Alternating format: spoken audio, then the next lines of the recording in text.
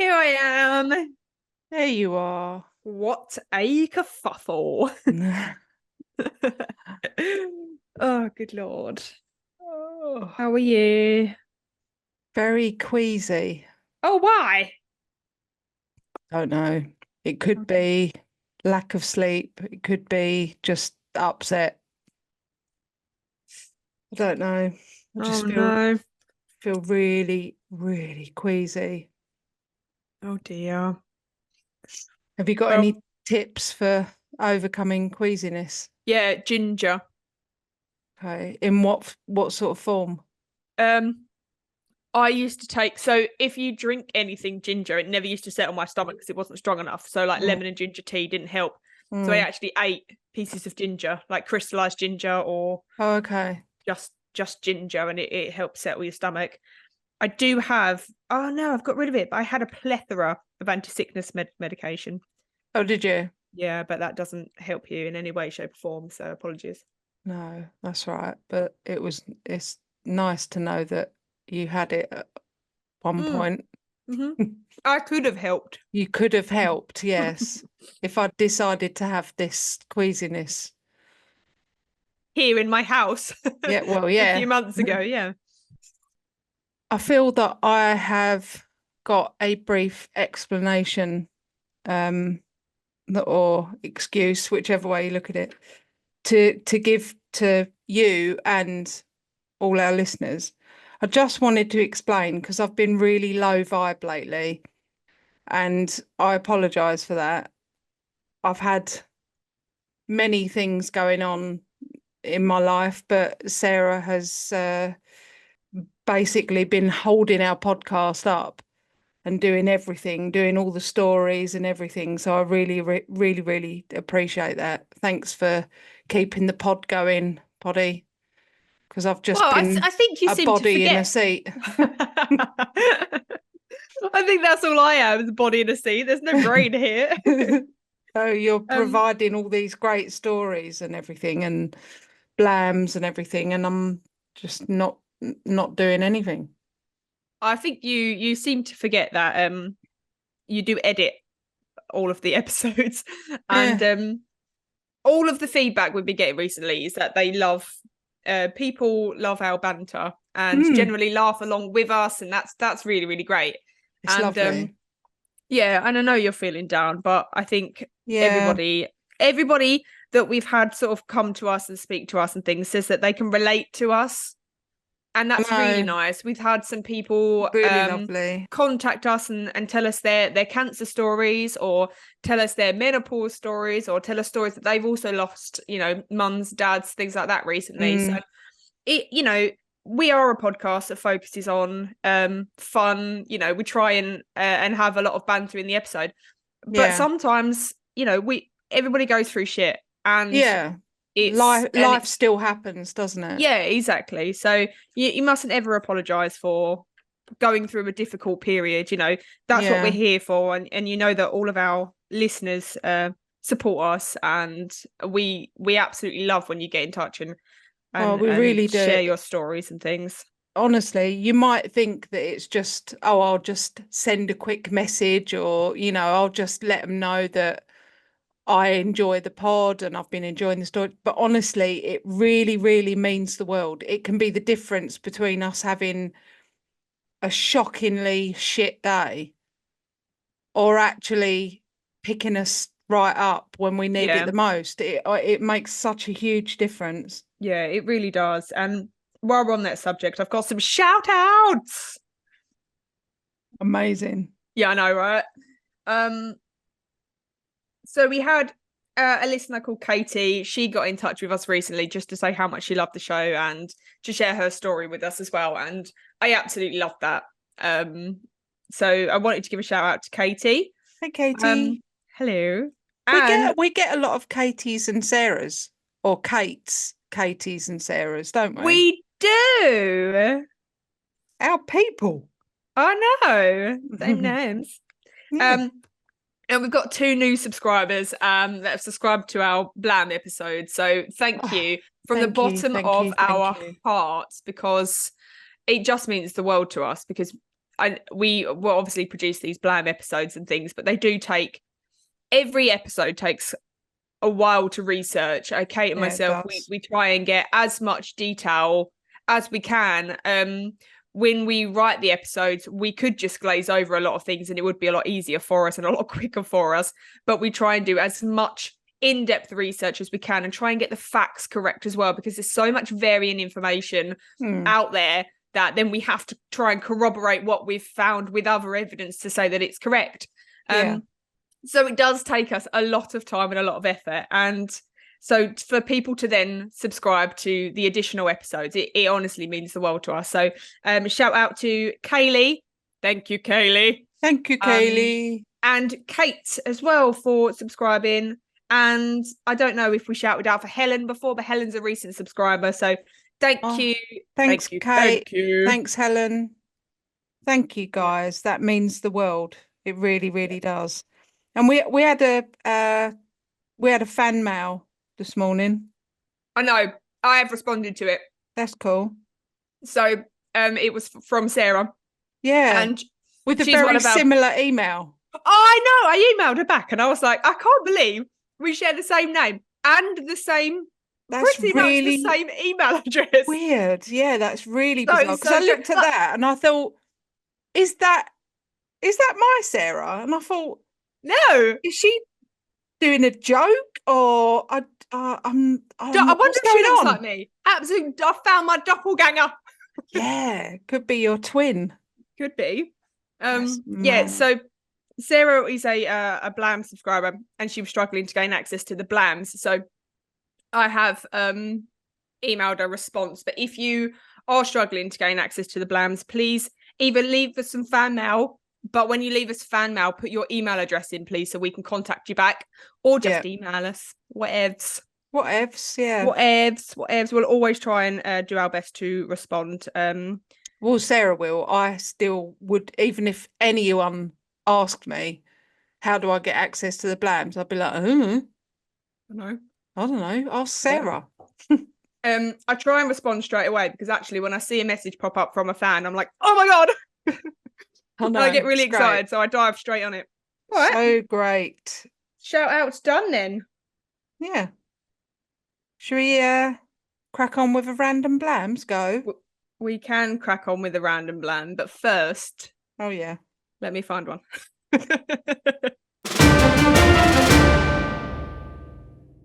Get a load of this. A bear enlisted in the Polish army made it to the rank of corporal. He also smoked, drank, and carried weapons to the front during battles, and his name was Wojtek. How amazing is that? Say it again. An actual bear. Oh, I was confused, so I do apologise because I was like, that's not. Yeah. That's not great, but. In 1944, Wojtek helped move crates of ammunition and became a celebrity visiting Allied generals and statesmen. After the war, he was mustered out of the Polish army and lived out the rest of his life at Edinburgh Zoo in Scotland. Oh, I've been there. You've been there. Yeah. Yeah, amazing. Wojtek, well, he was a bear that was ranked corporal. Amazing. That's really cool. Animals are amazing. Badges sewn to him. Oh, I hope not. No. Sewn into his skin. Ooh. I've just tried to look up a fact about the episode. Yeah. And what came up was a Quora question. So Quora is the website. Okay. And it's somebody that's posted a question on that forum. And the question is, if I killed someone who's already dead, does that still count as murder? What? You can't kill someone if they're already dead. Yeah. So while I was looking up my random Blam, I've come upon this thread. If I killed someone who's already dead, does that still count as murder? Which, that's crazy. So also, I've just found, if I stab a dead body of someone who I already know is dead, what crime do I commit? tampering with a cadaver, isn't it? I think it's like decimation of a corpse, Hmm. isn't it? Something like that. Yeah. But why? Why do you need to know that? I Yeah. walked past someone's house the other day, and the house was very close to the pavement that I was on. So as I walked past it, the front door was within reach, and my brain went, I wonder if that door's open. And then I had to go, do not open that door. And your hand was like, Uh-huh. We get these things, don't we? Just, I these do. And intrusive thoughts. I bet there are billions and billions of people that wonder if they could murder someone and get away with it. That must be, that thought wave must go through this planet billions of times every day. That's never gone through my mind. However, I do Really? You've never no. wondered if you could murder someone and like hide Yeah, it? no. I do when I'm walking like in a bushed up area, I always think that'd be easy to hide a dead body in there. But not from my perspective, but from the perspective of a murderer, I'd be like, that's a great place to dump a body.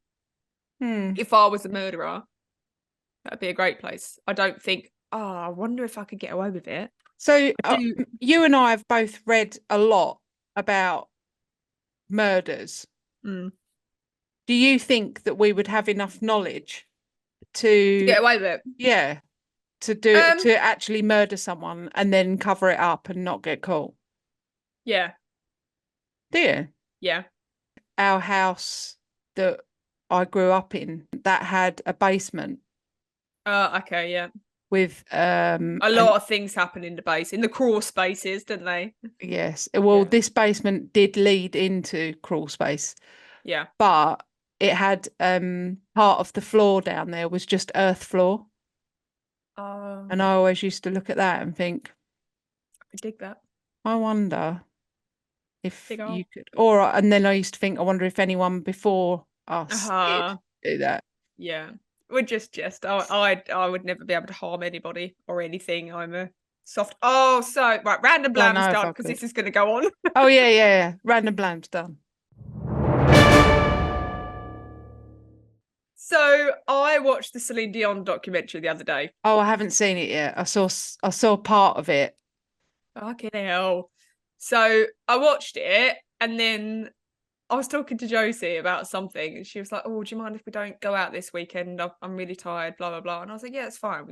I'm happy to stay and do some bits in the garden. She was like, you don't look happy about it. And I was like, I'm really sad about Celine Dion.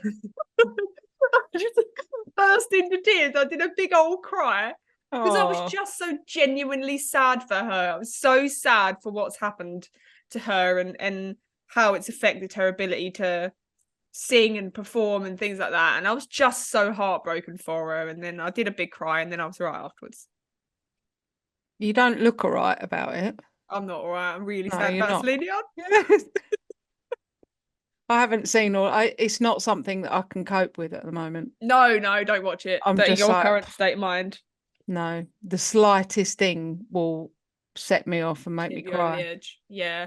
I do tend to find that that's a good thing though. So when I Mm, do a big cry at something silly, I know it's because of other things that have built up that are yeah, coming out. It's not just that one thing, but I yeah, do often um I watch something sad and let it all out and then I'm like, all right, yeah. yeah, crack on with the day. I know. I cried yesterday whilst I was working because I looked out where puppy was sitting on the floor just outside like my work van, and she was like she'd been like rolling around in the gravel because she loves it. And I was just looking at her little dusty paws because she'd fallen asleep and she was laying there and I could see her little dusty paws and I thought, look how cute her little dusty paws are. They look so cute. And I was like, oh, they're all like dusty and Dusty. dirty, but like still like cute and chubby at the same time and that. And I was like, oh, they look so cute. Yeah, and then I was crying and I was like, oh my God. Oh, that's hilarious. Yeah, cried at Uh, her little dusty feet. yeah. I love that. I do also Yeah. blame the menopause on things like that because I feel I'm quite an emotional person anyways, and I do cry at the drop of a hat. But Yeah. since the menopause, I feel like it's exponentially worse. I'm really, really struggling menopause wise at the Oh moment as well, no. which is making everything a whole lot worse. But yeah, hot flashes are insane. Right, should we crack Ooh. on? Yeah, let's crack on.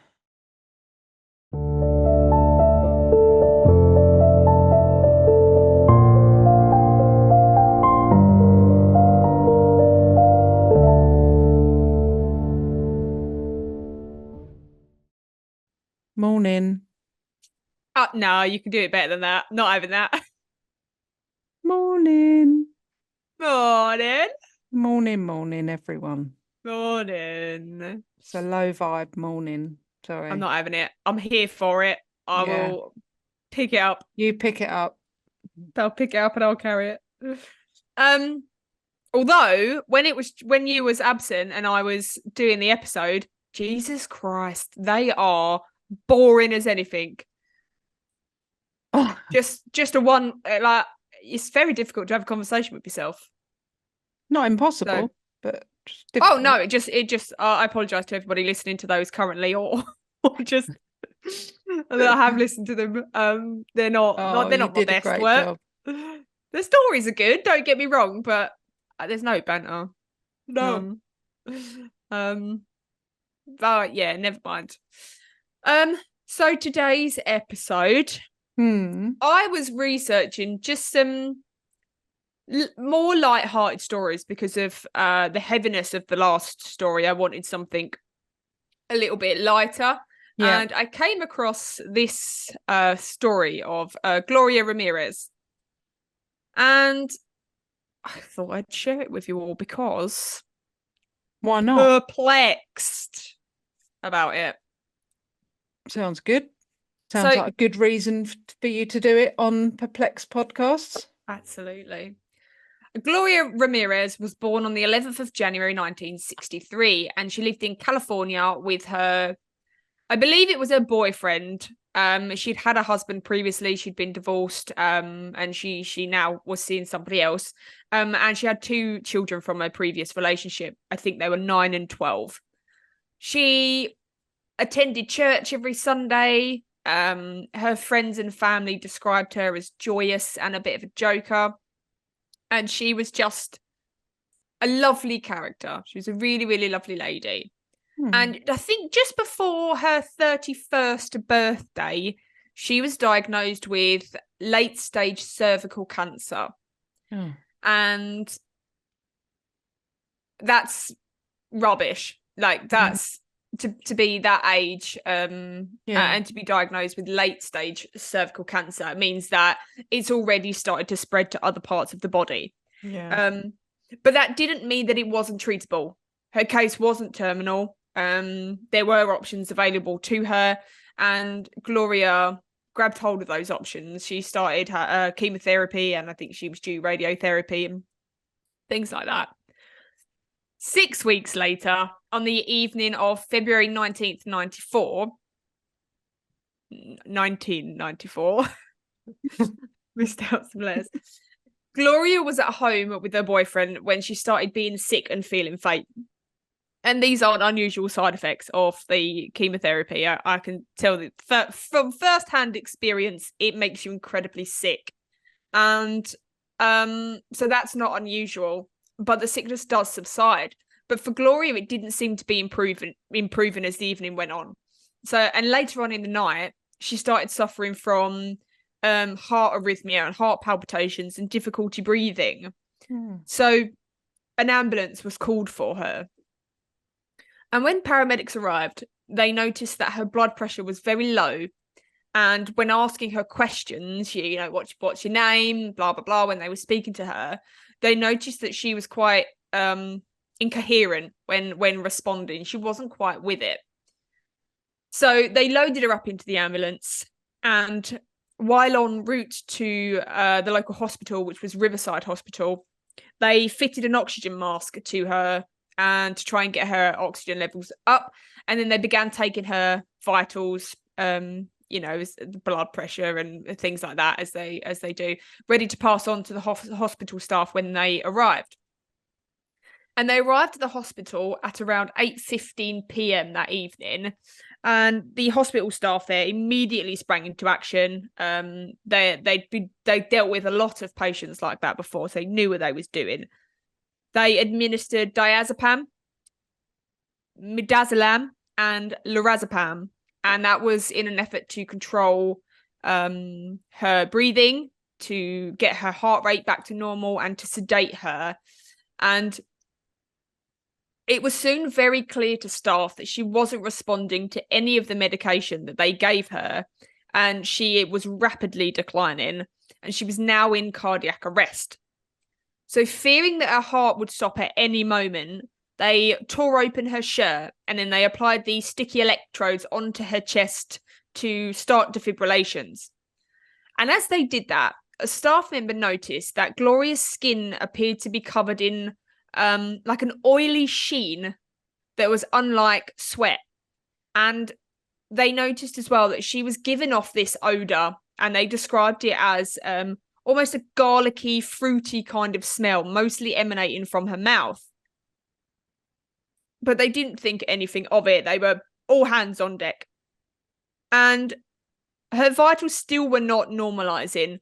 So one of the nurses, Susan Kane, she inserted a needle into the crook of Gloria's arm to draw some blood, get a blood sample and see what was going on.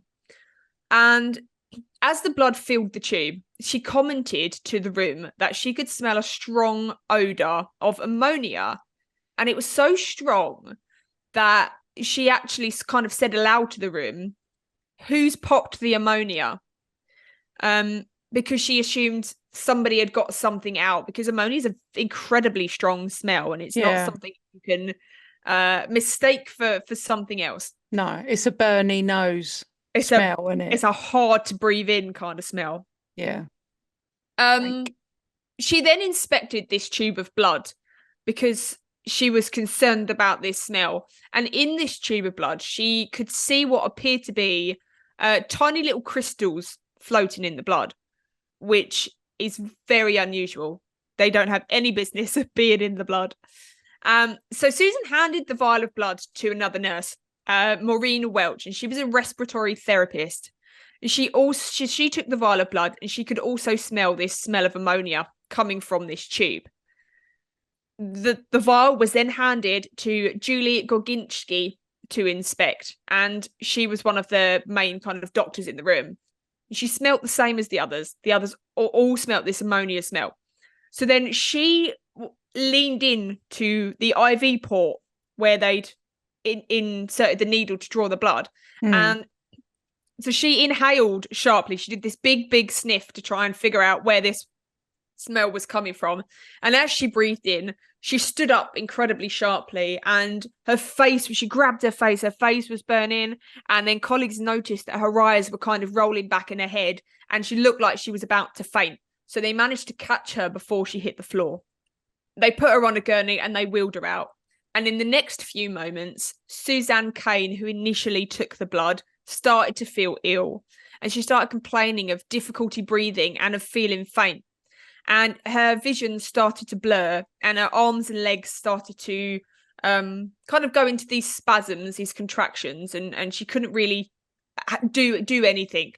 And so a doctor in the room noticed that she was looking a bit poorly. There was another nurse in the room as well that had started to feel a little bit funny, and he said to them, get yourself out of the room. You're no help here if you're feeling poorly. Get yourself out of the room.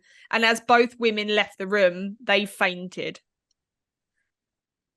Upon seeing the fainted nurses, this was now 3 people that had overcome with illness. The doctor in charge quickly declared that the room and the hospital needed to be evacuated. He thought some sort of toxic had been released, and the fumes were affecting everybody. So he was like, let's just get everybody out of the room, everybody out of the hospital, and then we'll go from there. So everyone in the room left Gloria, and they were ordered to the car park where the nursing staff team that had been in charge of Gloria were ordered to remove all of their clothing and then put it in a hazmat bag. And the hospital declared a state of emergency, and paramedics and other hospital staff from surrounding hospitals had to be transported over in order to look after the staff and patients that were now gathered in the car park.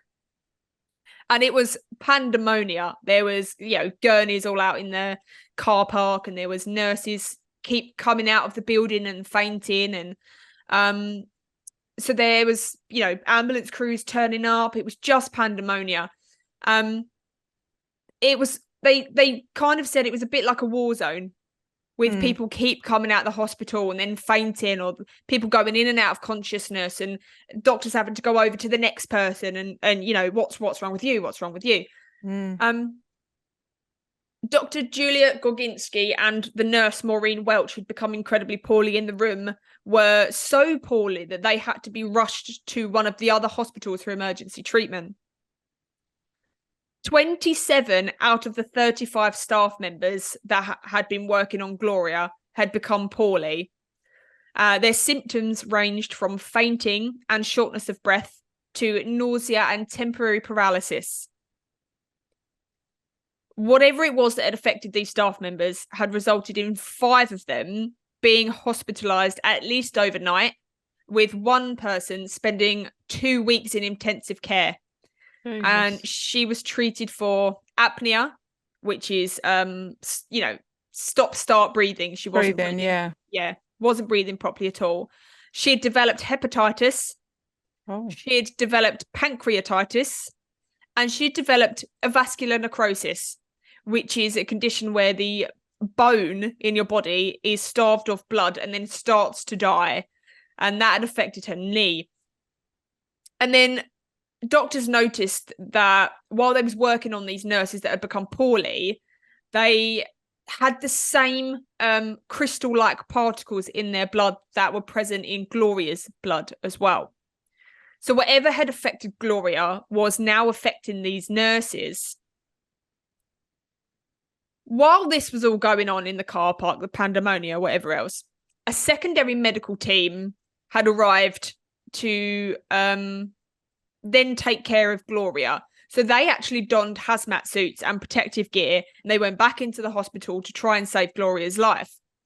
They performed CPR on Gloria for as long as they could, but she was declared dead at 8:50 p.m, 35 minutes after arriving at the hospital. Before an autopsy could take place, the decision was made to wrap Gloria's body in multiple layers of these body shrouds or something that they generally cover a body in, and then to seal it in an aluminium casket before they wheeled it down into an isolated section of the morgue.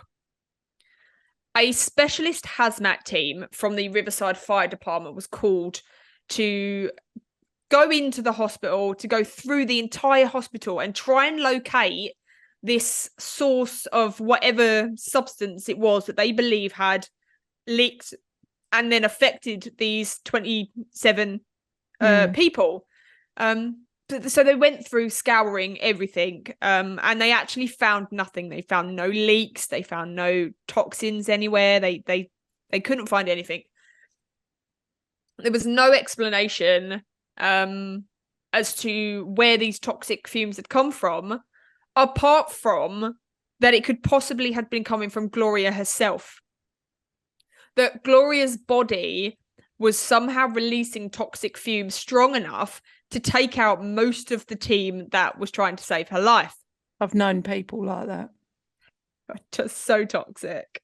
So 2 days after Gloria's death, an airtight dome was being specifically constructed for her autopsy down in the morgue. They fitted this extra strong exhaust fan on it to keep the room free of toxins, to keep the air from kind of moving around, or not to keep it from moving around, but to keep it moving around, in case there were any of these harmful toxins being released from Gloria's body during the autopsy. So 6 days after her death, at 1 a.m. in the morning, 3 pathologists in airtight moon suits went into this airtight dome construction, and they performed what possibly could be the world's fastest autopsy. It took them 90 minutes to do. They took samples of tissue and they dissected, vital organs like the brain and the liver. And the doctors searched for anything that could have caused Gloria's body to become so toxic. So 90 minutes later, at about 2:30, they exited this airtight examining room with the samples of Gloria's blood and tissue, along with air from within the shrouds. So like air that had been trapped in the shrouds, they took samples of. That's and a good then idea. Also air from inside the aluminium casket where her body had been held. And it was then sent off to over 20 different labs for examination. The autopsy team then had to undergo like a detoxification process. While they kind of once they stepped out of the autopsy room and then out of the morgue, they went to the car park again. And while they were in their suits, they were hosed down and scrubbed. All these hazmat suits were scrubbed for around 20 minutes. They then had to remove their suits, where their body was then washed and scrubbed for another 20 minutes. Goodness. And they were then held in a 12-hour secluded observation room where they were monitored for any signs of, toxic contamination. And they were monitored in case they started to become unwell. Very thorough. It just goes to show how toxic this toxin was, that they went to all of this precaution. So despite the drama and mystery surrounding the autopsy, nothing was found. Nothing remotely abnormal came back from any of the samples tested that could have explained how, a routine cancer patient that was just undergoing chemotherapy had died and, in fact, harmed 27 other people. Yeah. So Gloria's death was actually put down as cardiac arrest. And they said that it was cardiac arrest brought on by kidney failure due to her late-stage cervical cancer. So, when you're suffering from cancer, it's not the cancer that kills you. It's a secondary thing because of the cancer. So they said she went into renal failure, which then caused cardiac arrest. Okay. So what happened? How did these hospital workers become so poorly during their treatment of Gloria? Yeah.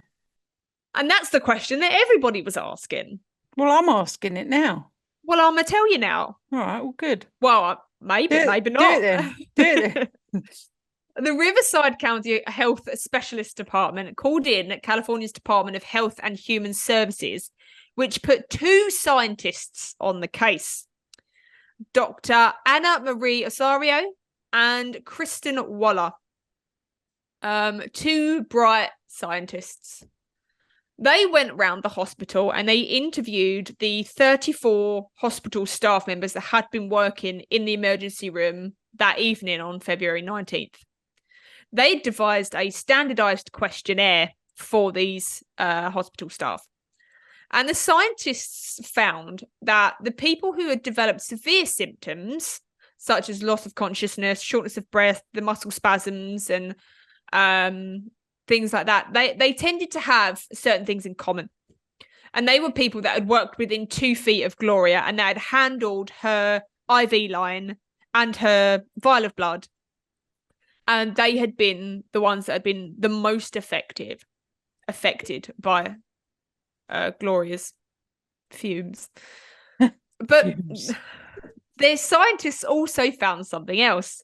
They found that there were actually some inconsistencies that didn't match the nurses that were affected.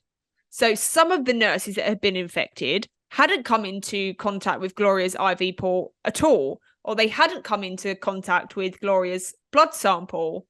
So the scientists found that there were inconsistencies to the people that had been affected. And they found that the survey also brought back that it was mostly women that had been affected and not men. It was I think it was the majority of them were women. And after they had been affected and treated, their blood was tested and it all came back as normal. Their blood was all normal after this toxic exposure. So the two scientists took their standardized test, they took their findings, and they came up with the only reasonable conclusion that they could have possibly come up that had caused this event. They believed that the hospital workers, the doctors and the nurses that worked in the emergency department, the highly trained doctors and nurses that see trauma every day, that see, horrendous things every day, they live through this stress and this, emergencies. That's what they do on a daily basis. That's what they've been trained to do. Yeah. They believed that they had suffered from an incident of mass hysteria. So mass hysteria is described as a social illness, and it's defined as a constellation of symptoms suggestive of organic illness, but without an identified cause in a group of people who share beliefs about the cause of the symptoms.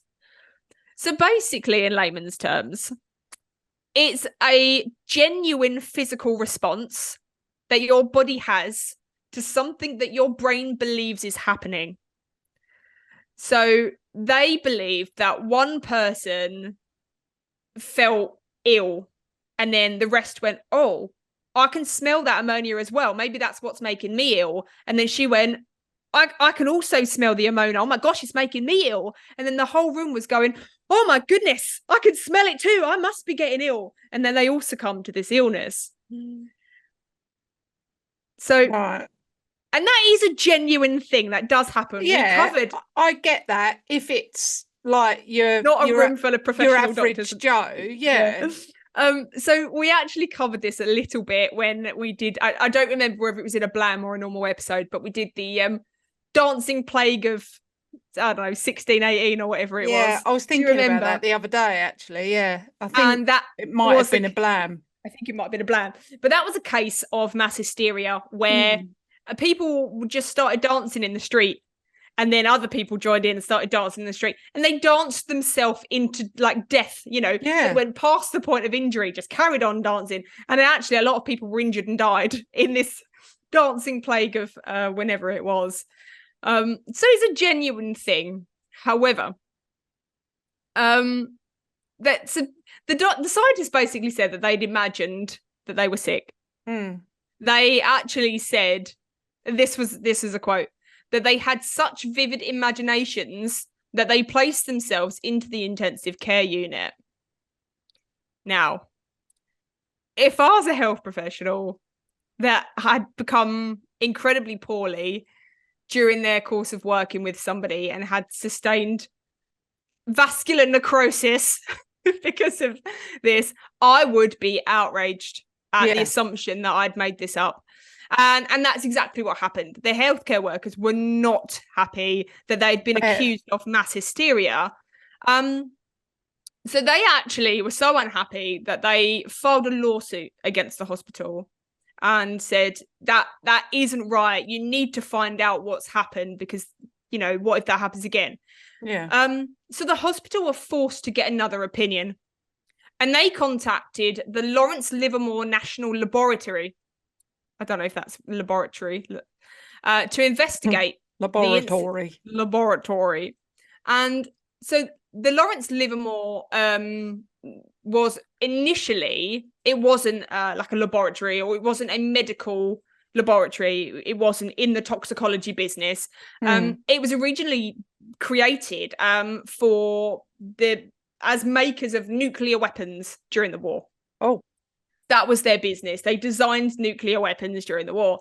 But obviously, with no wars happening, their usefulness they wasn't their top money maker anymore. So they decided to broaden their horizons, and then they developed this area of forensic science within the Lawrence Livermore sector. So instead of killing people, they were saving people. Well, they were investigating, I guess, the effects of nuclear weapons and things like that. So they were in the toxicology business. So Brian Anderson was the head of this forensic science center, and he took a look at the case that was now being dubbed the toxic lady. The coroner that had done Gloria's autopsy gave Brian all the biological samples from Gloria's autopsy, as well as the air trappings and containers and things like that. After extensive testing, it was determined that Gloria's blood contained traces of dimethyl sulfoxide. I thought so. Yeah, I knew you was going to know that. I knew it would contain foxes. Yeah, so I'm going to call it DMSO because that's its condensed name, and I can't say dimethyl sulfoxide loads of times. So okay. DMSO was found in her blood, and it said trace amounts. Now, I've read multiple sources, and some of which say it was 6 times the normal amount found in the body, and other places say trace amounts. However, trace amounts could still be 6 times higher than that of what's normally found in the body, because it's not a compound that's genuinely found in the body. And actually, if it is in the body, it's consumed very quickly. So it doesn't have a very long shelf life in the body. So the fact that it was still present in Gloria's body, this was by now 6 weeks after her death, meant that she did have quite a lot in her body previously. And was that the crystals that they could see in her blood? No, well, let me explain. Okay. So dimethyl sulfoxide on its own, or DMSO, is stable and harmless. It's an organic sulfur compound and is readily available to buy over the counter as a degreasing agent used in automotive cleaning. Oh. So DMSO was historically used to treat aches and pains. And it was kind of this fad in the 60s that they'd found this cure for all.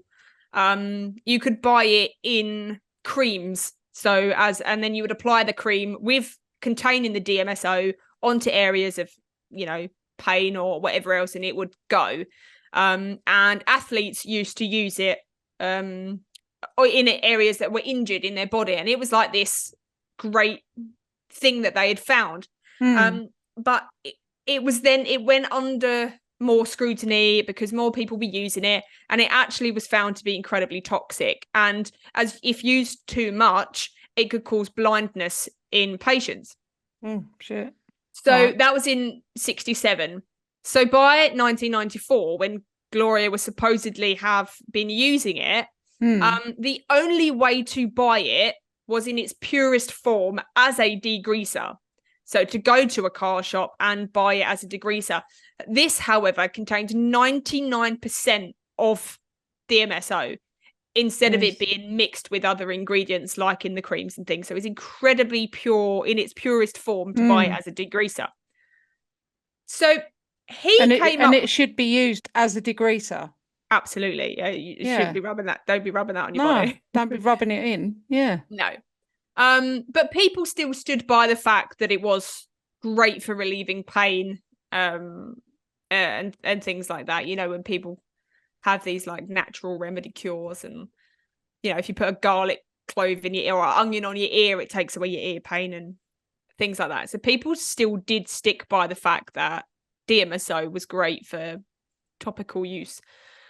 So he came up with the theory that Gloria had been using it topically as a way to possibly cure her late stage cervical cancer, or just to manage her pain.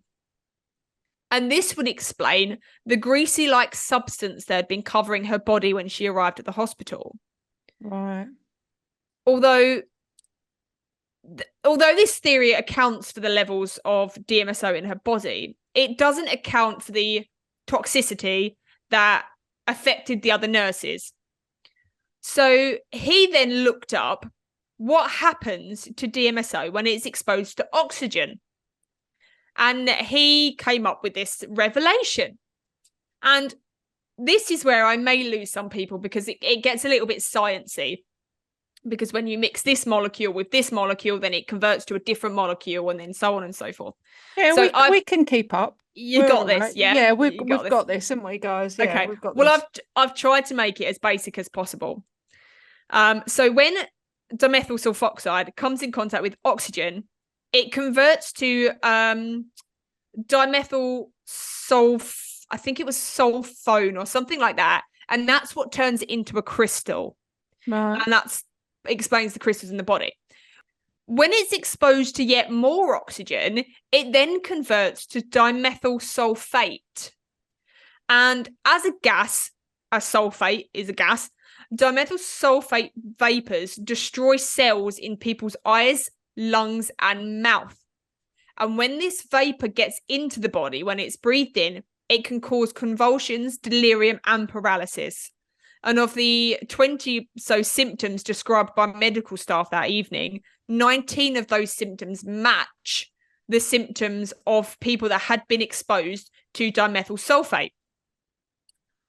And basically, dimethyl sulfate acts as a war gas. It is incredibly toxic, and as soon as you breathe it in, it starts to destroy your cells. So the theory goes like this. Gloria Ramirez had been self-medicating with DMSO. And when she went into distress at home on the evening of February 19th, the paramedics placed her into an ambulance and immediately applied oxygen. Gloria then received more oxygen when she arrived at the hospital, which started a chemical reaction with the DMSO that was already in her system.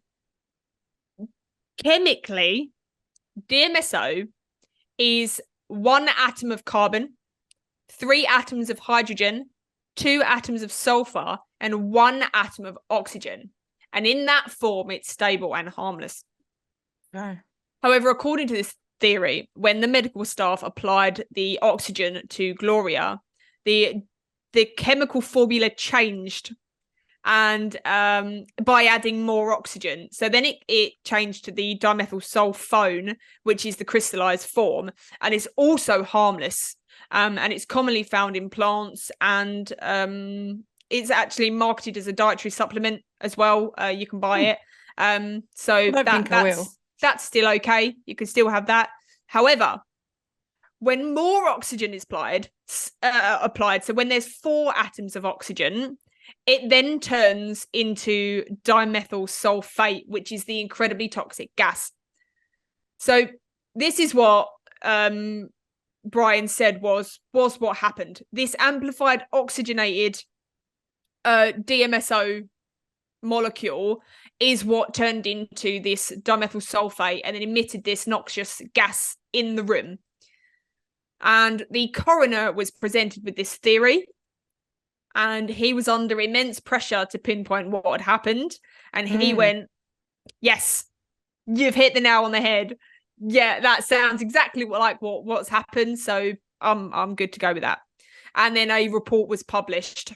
This is my finding. She self-medicated with this DMSO, and this is then the chain of events that happened. However, this then opened up a debate amongst other professionals and other, anybody else with an opinion, and some of which agreed that is possibly what happened, but most did not. And among those that didn't agree were Gloria's family. They vehemently denied that Gloria was self-medicating with DMSO. They believed that the hospital were at fault for Gloria's death and that she actually didn't die of heart failure. So another theory was produced. And this theory, it came about, I believe, by a newspaper. And it was a newspaper that had published a previous article. But other professionals were strongly saying that another chemical would give off the same ammonia-like gases, these same toxins that ticked all of the symptoms that these people had suffered from. And it's methylamine. And methylamine isn't rare. I've probably pronounced that wrong, but that's how it looks to me. So that's what I'm doing. Yeah. And it's produced in huge quantities and is used as a cleaning agent. And it's often shipped in these massive pressurized railroad cars. But it's a very tightly controlled substance by the government because it is actually used to make meth. So, okay. yep. And Riverside County just happened to be one of the largest methamphetamine manufacturing and distribution points in America. So a lot of meth happening. And the New Times, which is the newspaper article, they had previously reported that Riverside Hospital workers had been smuggling out methamphetamine to sell to meth cookers. And most hospitals have methylamine because they use it as a disinfectant agent to sterilize surgical equipment and things like that. So the hospital would have readily available methylamine. And the Times, the newspaper, did say that the Riverside Hospital workers used IV bags to capture and store methylamine. As the IV bags were sealed, they were safe to handle, and then they were entirely inconspicuous. So the story theorized that a IV bag loaded with methylamine that was due to be smuggled out to the meth addicts or the meth creators had accidentally found its way into the ER and into Gloria's surgery room, and then it had accidentally been plugged in. They assumed it was saline and it had been given to her via an IV. And because methylamine turns to gas so quickly when it's exposed to oxygen, they're saying that this explains why there was no traces of it found when tested. Okay. Because it was all when it was extracted in her blood and it combined with the oxygen in the room and it created this gas, everybody breathed it in. So that was it then. That it was used up. Yeah. So that was another theory that people presented. So Gloria's body was eventually released to her family 2 months after her death because they had been petitioning for it back. They wanted it back to conduct their own autopsy because they believed that she hadn't died of heart failure and that the hospital were at fault and, you know, they'd done this to her and whatever else. So 2 months after her death, they handed Gloria's body back to her family. And the coroner went to conduct the third autopsy and he found that Gloria's body was in a terrible state. She had started to decompose. Her body had not been preserved. It hadn't been kept in the freezer. Oh, God. He found that all of her organs were just, you know, they were all in bags and they'd just been mixed with feces and they were just kind of haphazardly everywhere. Why? And he also, they just hadn't taken care of it. Just lazy. Well, they also found that her heart was missing. Oh, God. God, you'd be fuming, wouldn't you? Yeah. And the fact that her heart was missing, I think, speaks volumes because the coroner had decided that was her cause of death, heart failure. Oh, okay. So he'd put down that she died of heart failure due to her late stage cervical cancer, but the family believed that that's not true and that it was actually something the hospital did that created this toxic gas. But her death to this day remains a mystery. Most people tend to err on the side of the meth theory. The idea, I read somewhere actually, it was really interesting, and it said that when you're presented with two possible cases and they both tick, tick, tick, tick, this is what could have happened. Yeah. It genuinely is the simpler version that is correct. So the fact that one of the theories says that Gloria must have been self-medicated with DMSO, even though that's quite an outdated thing, and her family says that she wasn't.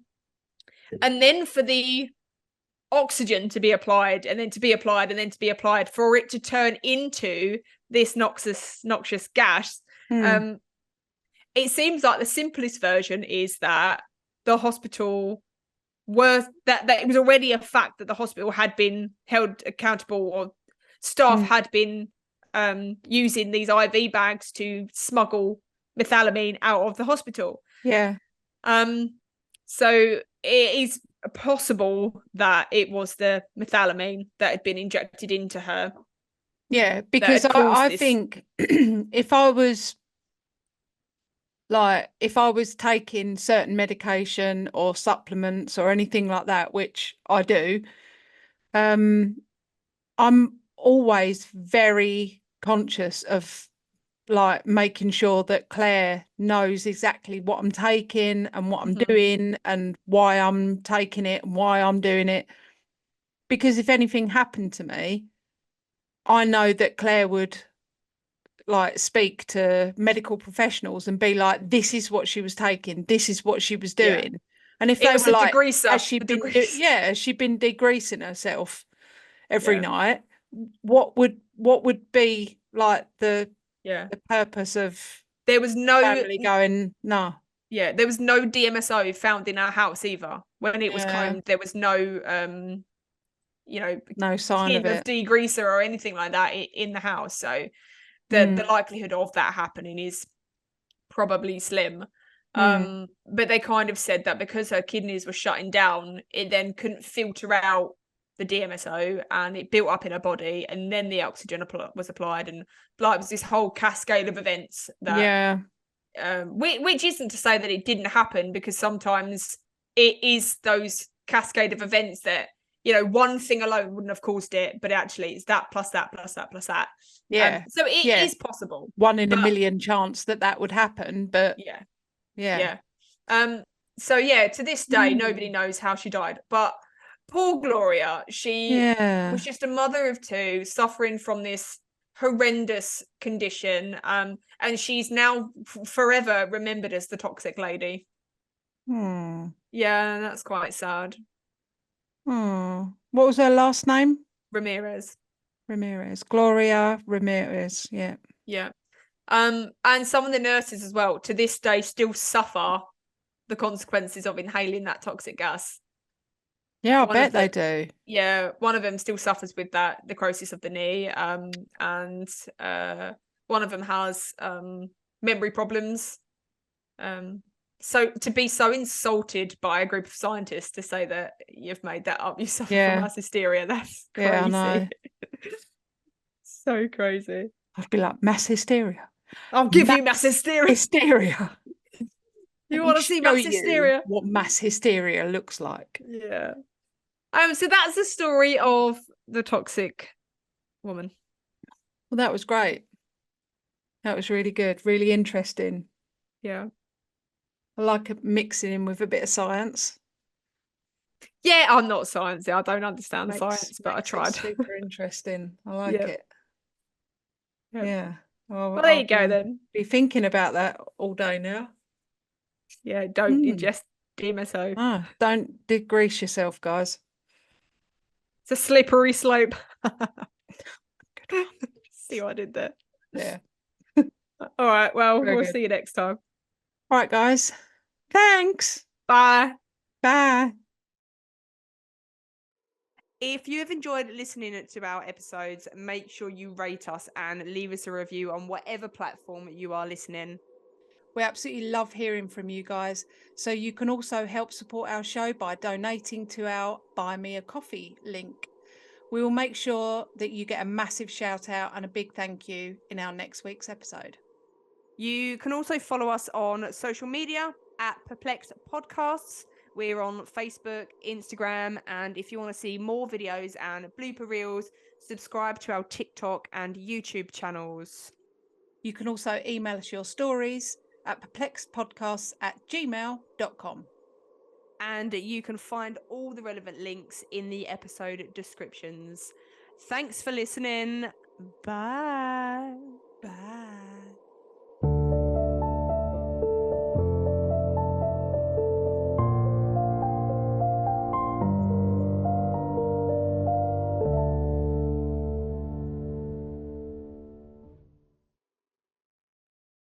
I'm going to do that again because it wasn't a week later. That was a lie. Don't lie on the pod. I know.